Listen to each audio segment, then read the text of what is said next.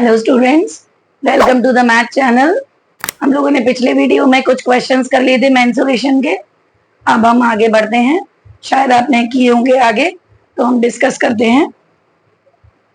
Question number 18 है, 18 metre लंबे और 12 मीटर चौड़े आयताकार कागज से 3 सेंटीमीटर त्रिज्या के काटे जा सकने वाले पूर्ण वृत्तों की संख्या। तो देखिए, थोड़ा लॉजिकल सा क्वेश्चन है। अगर ये 18 है, 18 सेंटीमीटर इसकी लंबाई है, तो 3 सेंटीमीटर त्रिज्या के कितने वृत्त होंगे? अब जैसे मान लो मैं अगर वृत्त बनाती हूं यहां पर, तो वृत्त इधर से भी व्यास के बराबर लंबाई लेगा। मतलब 3 सेंटीमीटर त्रिज्या का अगर वृत्त है तो उसका व्यास हो जाएगा 6। तो इसका मतलब 6 लेने वाले 3 ही वृत्त होंगे या नहीं?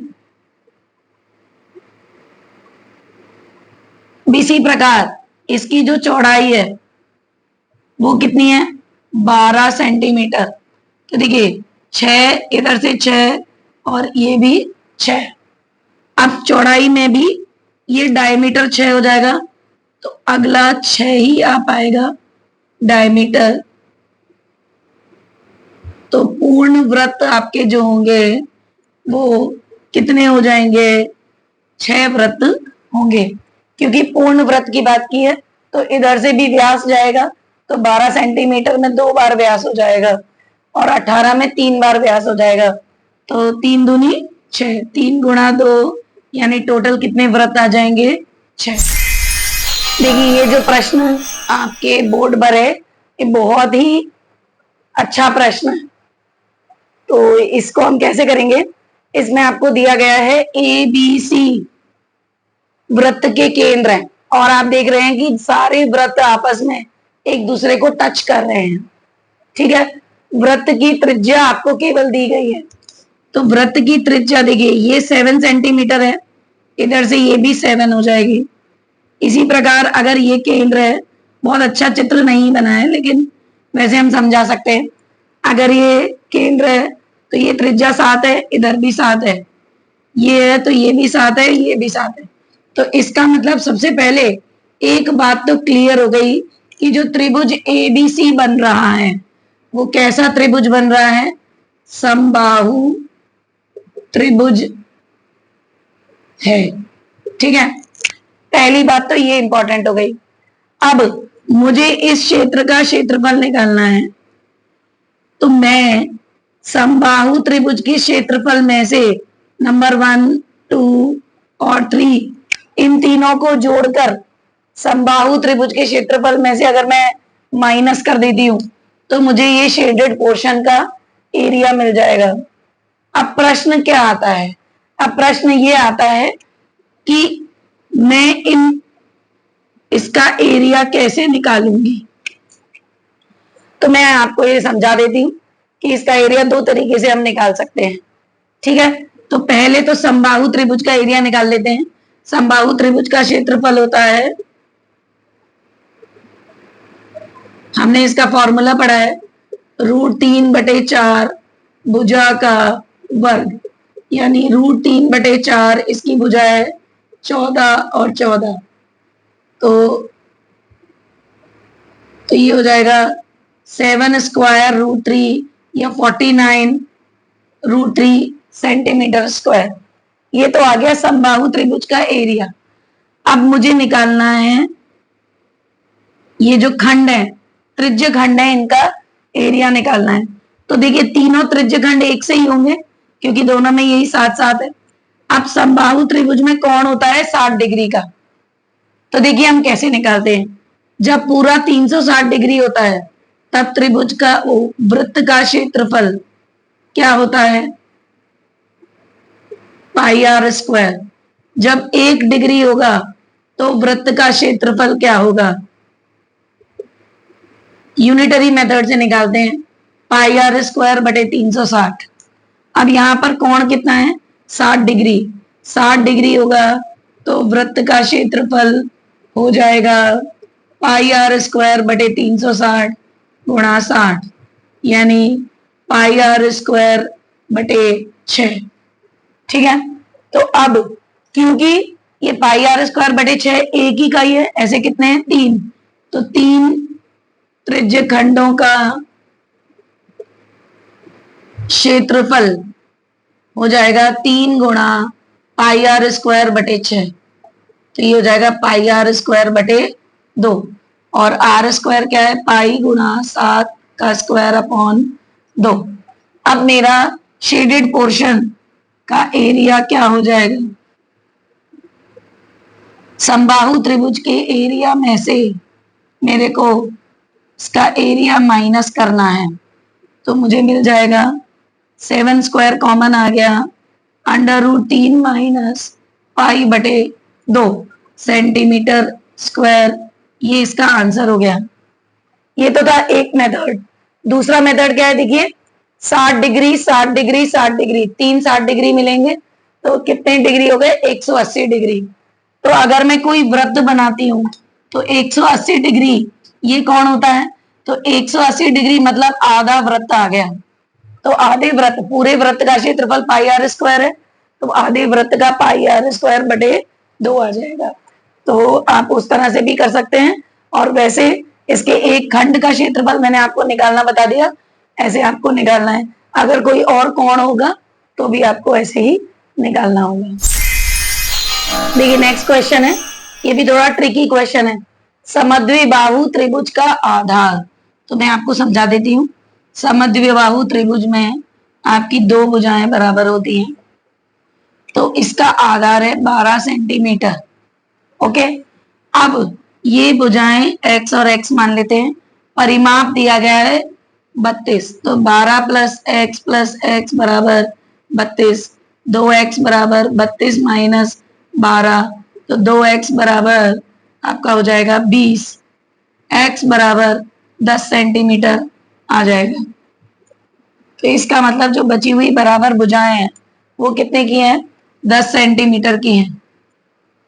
ठीक है, तो 10 सेंटीमीटर बराबर वाली भुजाएं हैं। अब जब तीनों भुजाएं आपको दी गई हैं तो आप कौन सा फॉर्मूला लगाते हैं त्रिभुज का क्षेत्रफल निकालने का, हीरॉन्स फॉर्मूला लगाते हैं। तो हीरॉन्स फॉर्मूला के लिए एस चाहिए। एस क्या होता है, सेमी पेरीमीटर यानी परिमाप का आधा, जो कि आ गया 16 सेंटीमीटर। तो फॉर्मूला लगाएंगे √S S minus A S minus B S minus C, √S हो गया 16, S minus A 16 minus 12, 16 minus 10, 16 minus 10, 16 में से 12 जाएंगे तो 4, ये हो जाएगा 6 और ये हो जाएगा 6। तो देखिए 2 6 में से एक 6 बाहर आ जाएगा, 4 का वर्गमूल 2 होता है, 16 का 4 होता है, तो आंसर आएगा 48 सेंटीमीटर स्क्वायर। देखिए नेक्स्ट क्वेश्चन है, यदि किसी वर्ग का क्षेत्रफल 1000 मीटर स्क्वायर है तो उस वर्ग का विकर्ण क्या होगा। तो पहले तो मैं आपको समझा दूं कि वर्ग का क्षेत्रफल होता है भुजा का वर्ग, इससे हम क्या निकालेंगे, भुजा। तो भुजा क्या हो जाएगी, √1000 यानी 100, तो इसमें से निकल जाएगा 10, √10, ये हो जाएगा भुजा की लंबाई। अब विकर्ण क्या होता है, अगर किसी कोई वर्ग है और ये भुजा है और ये भी भुजा है, तो विकर्ण हो जाएगा भुजा स्क्वायर प्लस भुजा स्क्वायर का √, यानी 10 √10 का स्क्वायर प्लस 10 √10 का स्क्वायर यानी √2000, तो ये हो जाएगा 10 √20, और 20 को मैं लिख सकती हूँ 4 गुणा 5, तो 4 में से 2 आ जाएगा, तो 20 √5 मीटर इसका विकर्ण आ जाएगा। ठीक है, नेक्स्ट देखिए, एक डोरी से एक समबाहु त्रिभुज, एक वर्ग अथवा एक वृत्त बनाया जाता है, इनमें से कौन सी आकृति का क्षेत्रफल अधिकतम होगा। तो कैसे निकालेंगे इसको, तो देखिए अगर डोरी की लंबाई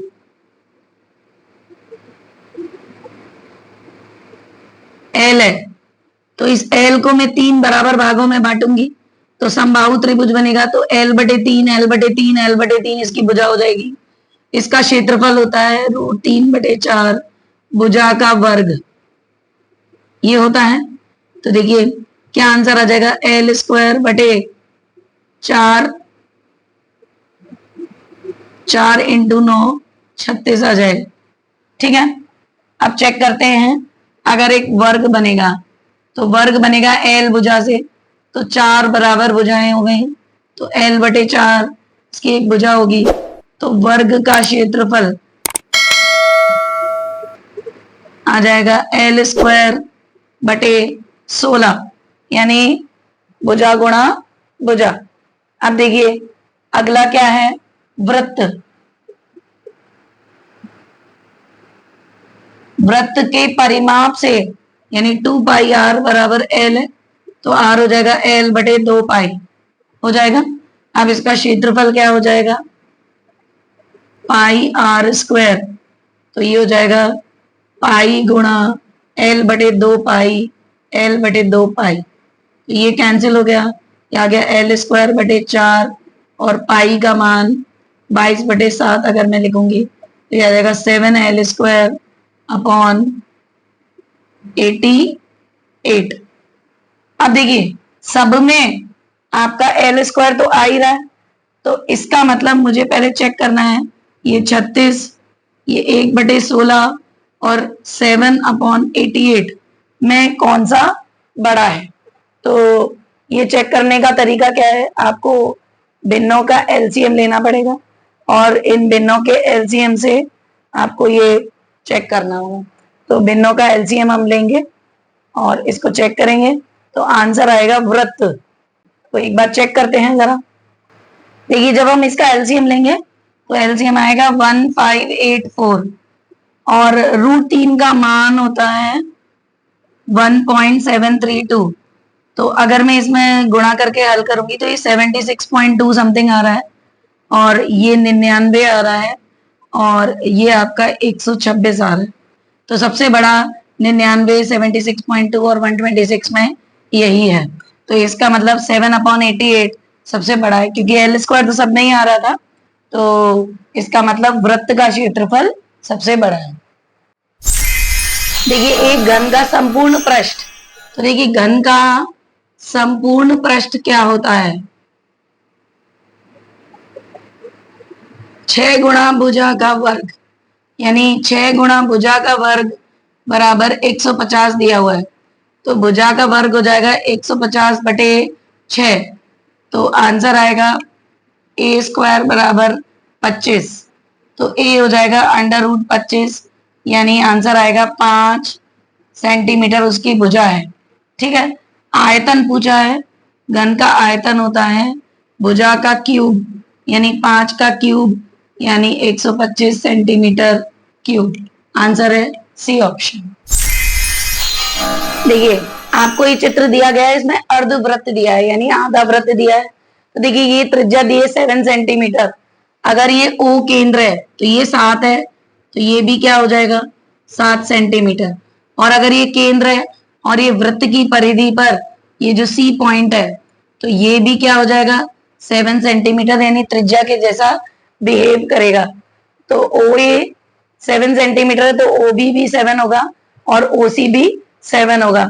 आपको छायांकित भाग का क्षेत्रफल निकालना है। तो देखिए इस चित्र को देखकर हमें ये समझ में आ रहा है कि हम छायांकित भाग का क्षेत्रफल कैसे निकालेंगे। पूरे अर्धवृत्त का क्षेत्रफल निकालकर उसमें से इस त्रिभुज का क्षेत्रफल माइनस कर देंगे तो हमें छायांकित भाग का क्षेत्रफल मिल जाएगा। तो सबसे पहले हमें किसकी जरूरत है, अर्धवृत्त के क्षेत्रफल की। तो अर्धवृत्त का क्षेत्रफल हो जाएगा πr²/2, तो 1/2 गुणा 22/7 गुणा 7 गुणा 7, ये कैंसिल हो गया, तो यानी ये आ गया 77 सेंटीमीटर स्क्वायर। अब इसी प्रकार मैं आपको समझा चुकी हूँ। देखिए इतना भाग 7 दिया है तो ये O से वृत्त की परिधि पर पॉइंट है तो ये भी 7 हो जाएगा। सिमिलरली ये O से ये भी वृत्त की परिधि पर पॉइंट है तो ये भी 7 हो जाएगा। और यहाँ 90 डिग्री दिया है तो इसका मतलब ये ऊंचाई है तो इसका मतलब त्रिभुज का क्षेत्रफल हो जाएगा 1/2। आधार देखिए इसका क्या हो जाएगा फिर, 7 और 7 14 सेंटीमीटर, तो 14 इंटू 7, तो आंसर आएगा 49 सेंटीमीटर स्क्वायर। अब हमें क्या निकालना है, छायांकित भाग का क्षेत्रफल। जब हम छायांकित भाग का क्षेत्रफल निकालेंगे तो अर्धवृत्त में से 49 आप माइनस कर देंगे तो आंसर आएगा 28 सेंटीमीटर स्क्वायर। आंसर है सी। देखिए अगला क्वेश्चन है, यदि एक पहिए की त्रिज्या 1/4 मीटर हो तो उसे 11 किलोमीटर दूरी तय करने के लिए कितने चक्कर लगाने पड़ेंगे। तो पहले तो आप एक चक्कर के लिए करेंगे, एक चक्कर में तय की गई दूरी क्या होगी, परिधि के बराबर 2 गुणा 22/7 गुणा 1/4, तो ये 2 से कट जाएगा, ये 11 आ जाएगा, तो 11/7 मीटर में आया है। अब मान लीजिए कितने चक्कर लगाने पड़ते हैं, n चक्कर, तो n चक्कर में तय की गई दूरी कितनी है, 11 किलोमीटर, तो 11 किलोमीटर को हम चेंज कर देंगे, 11,000 मीटर आ जाएगा। तो देखिए, तो इसका मतलब n गुणा 11/7 बराबर 11,000, तो n बराबर हो जाएगा 11,000 गुणा 7/11, यानी आंसर आएगा 7,000 चक्कर। देखिए अगला क्वेश्चन है, एक घनाकार टंकी की प्रत्येक भुजा 1 मीटर की है, टंकी की धारिता आपको निकालनी है। तो धारिता का मतलब आपको आयतन निकालना है, तो आयतन हो जाएगा भुजा का क्यूब, यानी 1 मीटर गुणा 1 मीटर गुणा 1 मीटर, यानी 1 मीटर क्यूब। और याद रखेंगे 1 मीटर क्यूब होता है 1000 लीटर के बराबर, तो आंसर आएगा 1000 लीटर। नेक्स्ट देखिए, एक बेलन, अर्धगोले और एक शंकु एक ही आधार पर बने हैं, एक ही आधार पर बने हैं, तो यानी उनकी आर समान है, जिनकी ऊंचाइयां भी समान है, तो उनके आयतनों का अनुपात आपको बताना है। तो उनकी ऊंचाइयां भी समान है, तो बेलन का आयतन होता है πr²h और अर्धगोले का आयतन होता है 2/3 πr³ और शंकु का आयतन होता है 1/3 πr²h। अच्छा, यहाँ पर ऊंचाइयां भी समान है, तो h और r भी बराबर है, तो जब मैं h और r बराबर कर दूंगी तो r³ आ जाएगा, अनुपात 2/3 πr³ बन जाएगा, 1/3 πr³ बन जाएगा, r³ कैंसिल हो जाएंगे, पाई भी कैंसिल हो जाएगा, अनुपात आएगा 1/2/3। एलसीएम अगर मैं लूंगी या फिर इसको 1 को 3/3 लिख सकती हूँ, तो फाइनल अनुपात 3:2:1 आ जाएगा, जो कि 1 है।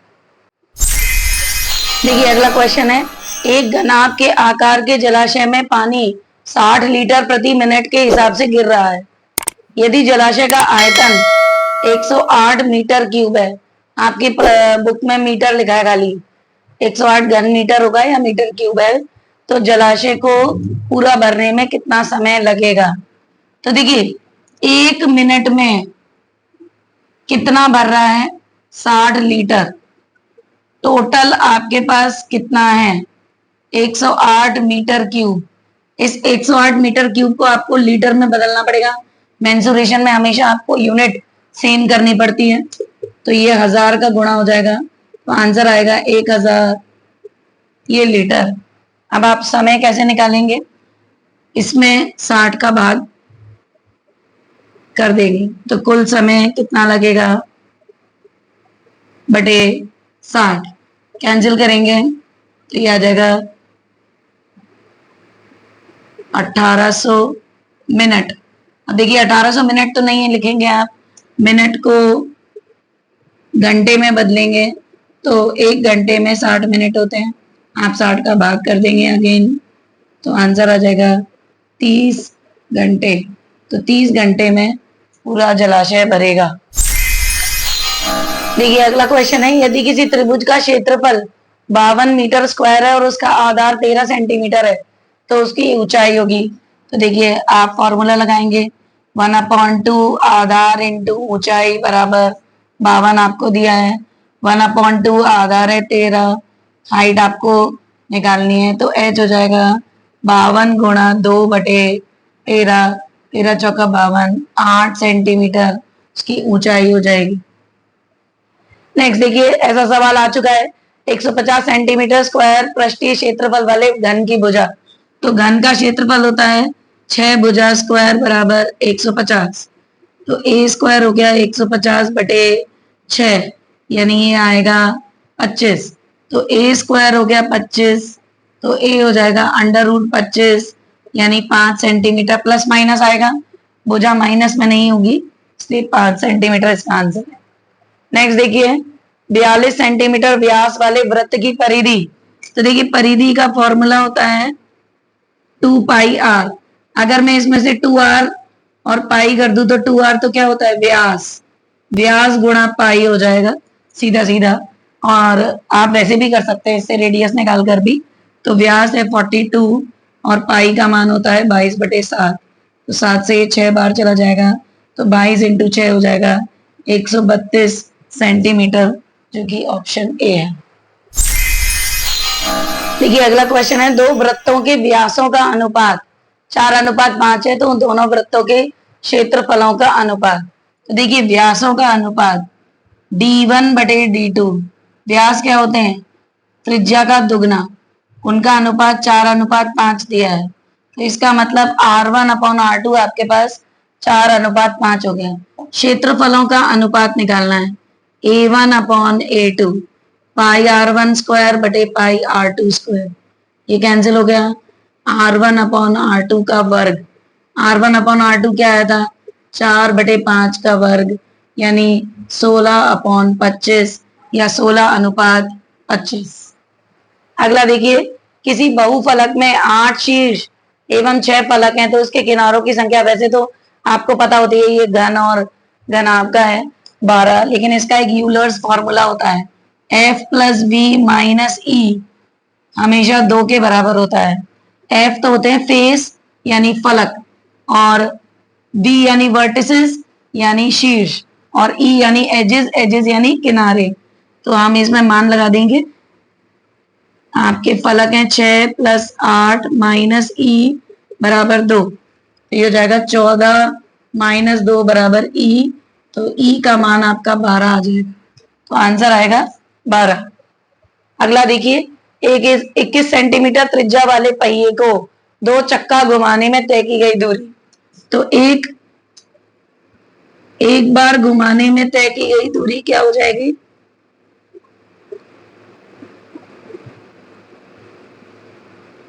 परिधि के बराबर 2πr, 2 गुणा 22/7 गुणा त्रिज्या है 21, तो आंसर आ जाएगा 44 × 3 132 सेंटीमीटर। ओके, लेकिन 2 बार घुमा रहे हैं, 2 बार घुमाने में तय की गई दूरी हो जाएगी 2 गुणा 132 यानी 264 सेंटीमीटर, जो कि ए ऑप्शन। देखिए इस वीडियो में हमने लगभग आधे क्वेश्चन कर लिए हैं, 34 क्वेश्चंस तक हो गए हैं, और आशा करती हूँ आपको सभी क्वेश्चन समझ में आए होंगे और अब आपको फॉर्मूले भी याद हो गए होंगे। अब आप आगे के क्वेश्चन ट्राई करेंगे, नेक्स्ट वीडियो में हम आगे के क्वेश्चंस डिस्कस करेंगे। आपको वीडियो अच्छा लगा हो तो वीडियो को लाइक कीजिए, चैनल को सब्सक्राइब कीजिए। Thank you very much for watching.